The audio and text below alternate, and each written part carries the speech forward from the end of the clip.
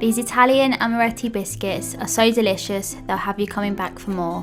These are the ingredients you'll need. Some butter for greasing, 350 grams of caster sugar, 4 medium egg whites, 350 grams of ground almond, and 30 ml of amaretto. Now to preheat the oven to gas mark 4. Line your baking tray with baking paper. Take the butter and lightly grease your baking paper. Now it's time to add the egg whites to the mixing bowl. Grab your mixer and whisk until you get stiff peaks. Now it's time to add in your ground almond and then the sugar and give it a good mix.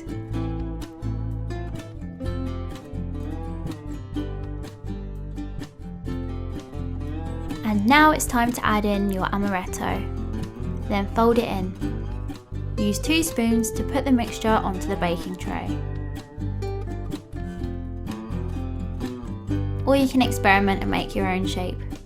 Now it's time to pop it in the oven for 15 minutes or until golden brown. So they're fresh out of the oven and they're best served with coffee or ice cream.